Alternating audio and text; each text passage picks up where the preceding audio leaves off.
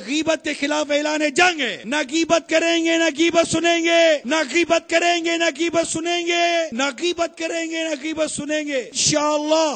ایک عورت سرکار صلی اللہ علیہ وسلم کی بارگاہ میں حاضر ہوئی اور اس نے شوہر کے حقوق دریافت کیے. سرکار صلی اللہ علیہ وسلم نے شوہر کے جب حقوق بیان کیے تو وہ یہ کہہ کر لوٹ گئی کہ میں ہی حقوق ادا نہیں کر سکتی، میں شادی نہیں کروں گی. اتنے شوہر کے حقوق ہیں اور آپ شوہر کی غیبت کرتی ہیں، شوہر پر بہتان باندھتی ہیں، شوہر کی چگلی کھاتی ہیں. بس ابھی تو غیبت کی بات ہے نا، جس سے آپ کی نسبت ہے، جو آپ کے بچوں کے ابو ہیں، وہی بات جو اس میں ہے، وہی بات آپ کسی اور سے بیان کر رہی ہیں. بڑے بوڑھے کہتے ہیں نا کہ تیری زبان لٹک کیوں نہ گئی، کہتے نہیں، وہ مذمت کرتے ہیں کہ تیری زبان لٹک کیوں نہ گئی، کہ یہ بات تیری زبان سے نکلی کیسے اپنے شوہر کے بارے میں. اسی طرح باس بے باک مرد ہوتے ہیں جو اپنے بچوں کی امی جن سے ان کی نسبت ہوتی ہے ان کی باتیں بیان کرتے ہیں، اور معاذ اللہ ثم معاذ اللہ ثم معاذ اللہ اگر طلاق ہو جائے اور اگر منگنی ٹوٹ جائے، یعنی یہ منگنی ٹوٹ جائے، طلاق ہو جائے، ایسی چیز اگر ہو جائے تو پھر تو جو شیطان فریقین کو کان پکڑ کر رنگ میں لاتا اور وہ ناچ نچاتا ہے. الامان والحفیظ. میں آپ کو چند مثالیں پیش کرتا ہوں بڑی توجہ کے ساتھ. اسلامی بہنیں یا موجود اسلامی بھائی اور مدنی چینل کے ناظرین، اب بڑی ہی توجہ کے ساتھ ان مثالوں کو سنیے اور اب اپنے ذہن میں سوچئے کہ میں کیا کیا کرتا رہا ہوں.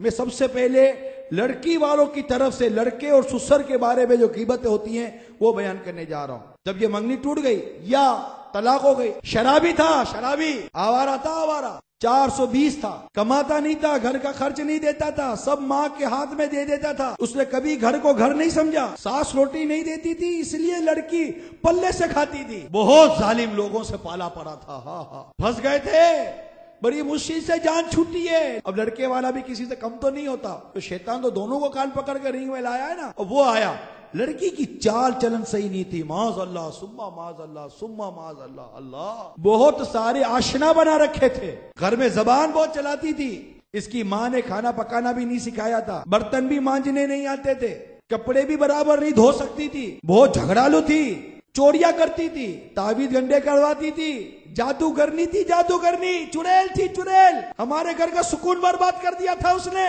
اس کی ماں گھر آ کر ہم کو کوسنے دیا کرتی تھی، ہم کو اس نے بدنام کر دیا، وغیرہ وغیرہ. اب یہ ساری باتیں کب آئی؟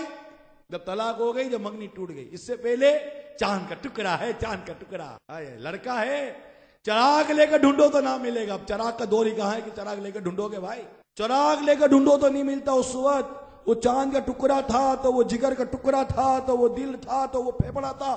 یہ ساری بات اب کدھر گئی؟ ساس ماں بن کے رکھا اس نے میری بیٹی کو. تو داماد تو ایسا ہے جیسے کہ بالکل بیٹا بن کر رہا ہوا ہے، بالکل ایسے میرے ساس سسر ہے جیسے ماں باپ ہیں. ساری باتیں اس وقت تھی، ساری خوبیاں تھی، کھانا بھی لذیذ بنتا تھا اس وقت. نہیں میری ماں کو تو ہلنے بھی نہیں دیتی.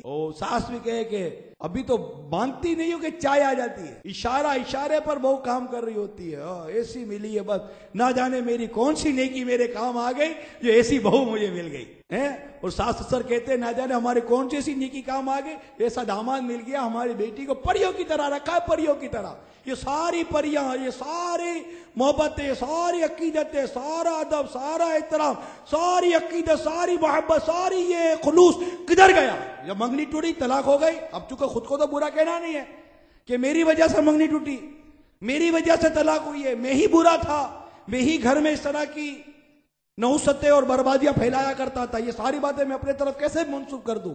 اب ظاہر ہے کہ خائی نہ خائی، الزام کی صورت میں، تہمت کی صورت میں، غیبت کی صورت میں، چگلی کی صورت میں، بہتان کی صورت میں، کسی صورت میں لڑکی والوں کو سب سے بڑا کام یہ ہے کہ کسی صورت میں معاشرے میں لڑکے والوں کو ایسی رسوائی ہو جائے کہ کل کو منگنی کے لیے نکلے یا دوسری شادی کے لیے نکلے، ان کی منگنی نہ ہو، اس کی شادی نہ ہو، بلکہ بعد قسمیں کھاتے ہیں.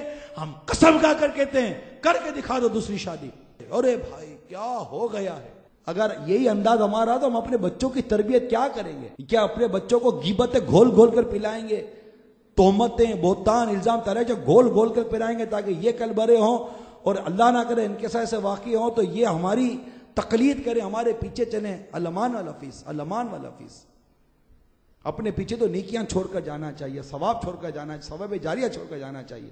یہ کیا طوفان چھوڑ کر جا رہے ہیں؟ اب سوچے صرف کہ اتنی برائیاں، اتنی غیبتیں، اتنی الزام تراشیاں میں کر گیا، میرا بنے گا کیا؟ غیبت کے خلاف اعلان جنگ ہے. نہ غیبت کریں گے نہ غیبت سنیں گے، نہ غیبت کریں گے نہ غیبت سنیں گے، نہ غیبت کریں گے نہ غیبت سنیں گے انشاءاللہ.